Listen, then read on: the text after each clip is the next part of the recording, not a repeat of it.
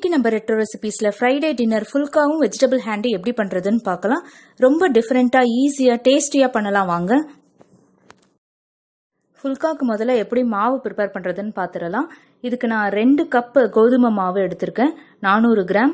இதை நான் ஆழாக்குல அளந்திருக்கேன். நல்லா அதை பெசரி விட்டுக்கலாம். அந்த எண்ணெய் உப்பு எல்லா மாவுலையும் சேர்ற அளவுக்கு நல்லா பெசரிக்கோங்க. இது 2 பங்கு மாவு எடுத்திருக்கோம், நமக்கு 1 பங்கு தண்ணி தேவைப்படும். ஆனால் அந்த மாவோட குவாலிட்டியை பொறுத்து அந்த தண்ணி எடுத்துக்கிறதோட அளவு மாறும். நான் இன்னைக்கு 200 ml தண்ணியை இதில் சேர்த்துருக்கேன். மொத்தமாக சேர்க்காம கொஞ்சம் கொஞ்சமாக சேர்த்து நம்ம எப்பயும் சப்பாத்தி மாவுக்கு மிக்ஸ் பண்ணுற மாதிரி சாஃப்டாக மாவை ப்ரிப்பேர் பண்ணிக்கணும். பாருங்க, என்னோட அழகு எக்ஸாக்ட்லி 200 கிராம். நான் இதால 2 பங்கு மாவு எடுத்திருக்கேன். நீங்க எந்த கப்போ இல்ல டம்ளரோ என்ன மெஷர்மெண்ட் நீங்க எடுத்துக்கிறீங்களோ அதுல 2 பங்கு எடுத்துக்கோங்க. இப்ப இந்த மாவுக்கு தேவையான அளவு உப்பு சேர்த்துக்கலாம். 1 டேபிள் ஸ்பூன் எண்ணெயை சேர்த்திருக்கேன். எண்ணெய் சேர்த்தாதான் இந்த ஃபுல்கா ரொம்ப சாஃப்டா வரும். சாதாரண சப்பாத்தி மாதிரி எண்ணெய் இல்லாம மாவு பிசைய முடியாது. ரொம்ப சாஃப்டான மாவு வர்றதுக்கு ஒரு 5லேருந்து 7 நிமிஷம் நீங்கள் அந்த மாவை கலந்ததுக்கு அப்புறமா அதை நல்லா டக் பண்ணுங்க. கையில் முன்ன பின்ன மடக்கி அந்த மாதிரி ஹார்டாக போட்டு அதை மிக்ஸ் பண்ணணும். ஆனால் சாஃப்ட் டோவாக வர அளவுக்கு நம்ம அதை ஸ்ட்ரெயின் பண்ணி அந்த மாவை கலந்தாதான் நம்மளோட ஃபுல்கா ரொம்ப சாஃப்டாக இருக்கும். பாருங்கள், பஞ்ச் பண்ணி ஃபோல்டு பண்ணுங்க, திருப்பியும் டக் பண்ணுங்க, இந்த பக்கமும் டக் பண்ணுங்க, திருப்பியும் சென்டரில் பஞ்ச் பண்ணுங்க. இந்த மாதிரி பண்ணிங்கன்னா உள்ள ஏரியா அந்த மாவு ரொம்ப சாஃப்டாக ஆகிடும். ஸோ இந்த ஒரே ஒரு சின்ன சின்ன டிப்ஸ் அண்ட் டெக்னிக் தான் இந்த ஃபுல்காவை ரொம்ப சாஃப்டாக வர வைக்கும். இதுக்கு தான் நான் அதில் 1 டீஸ்பூன்லேருந்து 2 டேபிள் ஸ்பூன் எண்ணெய் வரைக்கும் நம்ம அதில் சேர்த்தாதான் அந்த சாஃப்ட்னஸ் அந்த டோக்கு கிடைக்கும். இப்போ அதை நல்லா 4-5 ஓட்டை ஒரு கையினால் போட்டுட்டு அது மேலே மறுபடியும் நீங்கள் எண்ணெய் சேர்த்துக்கோங்க. ரொம்ப அதிகமாக வேணாம், 1 டேபிள் ஸ்பூன்லேருந்து 2 டேபிள் ஸ்பூன் சேர்த்தா போதும். நல்லா மறுபடியும் அதே மாதிரி கையால் ஹார்டாக பிசைஞ்சு சாஃப்டான மாவாக அதை பண்ணிடுங்க.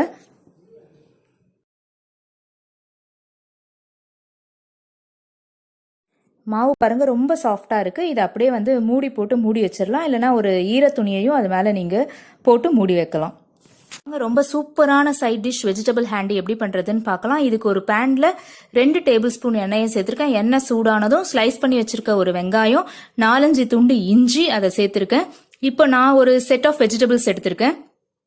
கொஞ்சம் உருளைக்கிழங்கு, ஒரே ஒரு உருளைக்கிழங்கு கட் பண்ணி வச்சிருக்கேன். 4-5 அவரைக்காய் இந்த மாதிரி பெருசு பெருசா ஸ்லைஸ் பண்ணிக்கோங்க. ஒரே ஒரு கேரட். இது எல்லாமே எனக்கு ஒரு சின்ன சைஸ் கப் இருந்தது. அதே மாதிரி கொடமிளகா மஞ்சள் கலரும் கொடமிளகா ரெட் கலரும் எடுத்திருக்கேன். நிறைய கலர்ஸ் இருக்கா மாதிரி.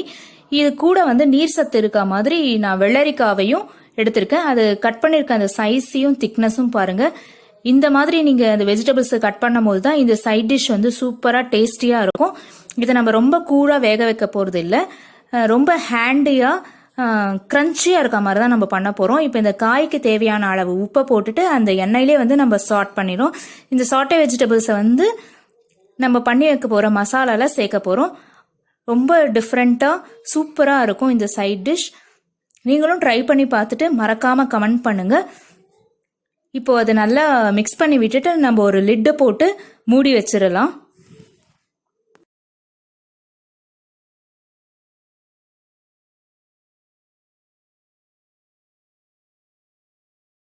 இப்போ அதில் சேர்க்க போகிற அந்த மிக்சரை ப்ரிப்பேர் பண்ணலாம். அதுக்கு ஒரு மிக்சியில் ஒரு சின்ன வெங்காயத்தில் நான் ஒரு பாதி எடுத்திருக்கேன். 1 இன்ச் இஞ்சி துண்டை கட் பண்ணி சேர்த்துருக்கேன். 3 பழுத்த தக்காளியை எடுத்திருக்கேன். இப்போ நம்ம அந்த காய் எப்படி இருக்குன்றதை பார்த்துடலாம். இது ஒரு 10 நிமிஷமாக இந்த எண்ணெயிலேயே ஃப்ரை ஆகிட்டு இருக்கு. சூப்பராக ரெடி ஆயிருக்கு. திறக்கும் போதே நல்ல வாசனை வருது, அந்த காய்கறிகளோட வாசனை. எல்லா காயுமே பாருங்க நல்லா சுருங்கி கிரன்ச்சியாக பார்க்கும் போதே தெரியுது.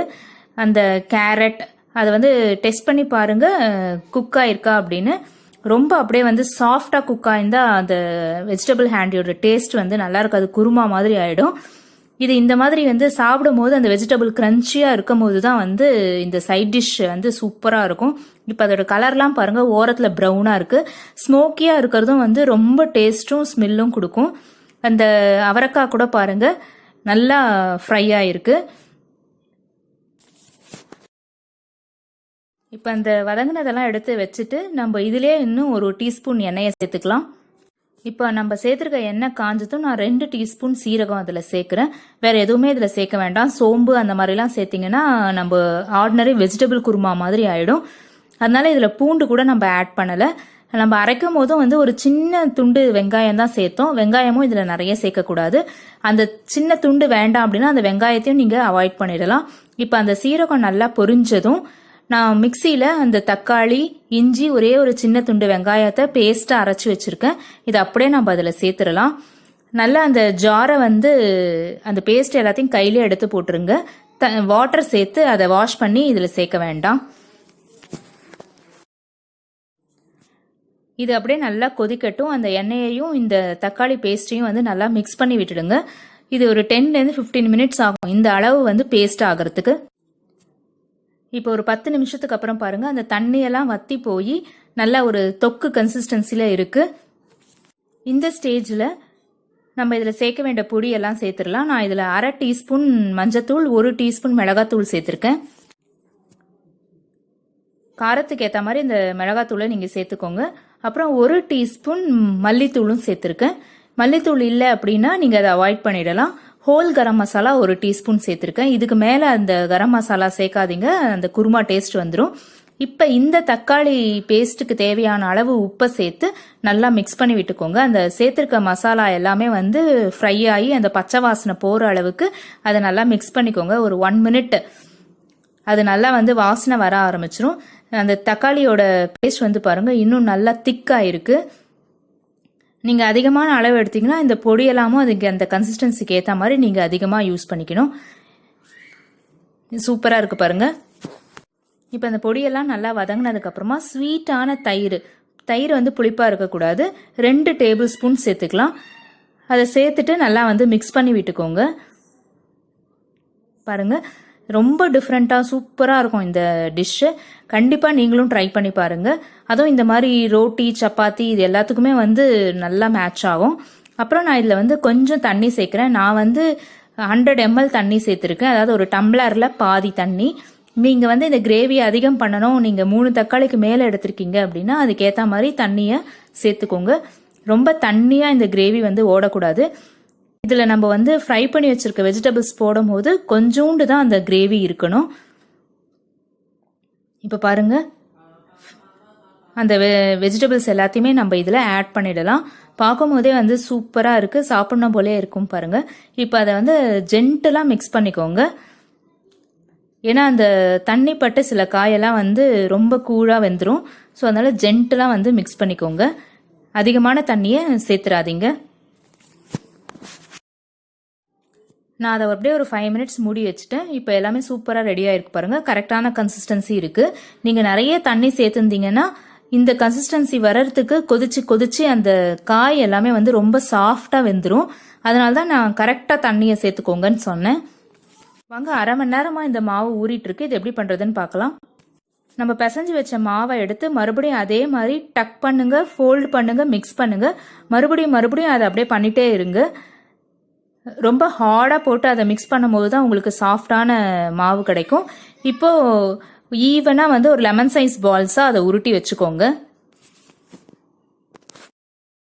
இப்போ பாருங்கள், ஒரு சின்ன ட்ரிக்கு தான். ஃபஸ்ட்டு அதை நீங்கள் உருட்டி வச்ச அந்த பாலை வந்து ஜென்டலாக வந்து ப்ரெஸ் பண்ணிக்கோங்க.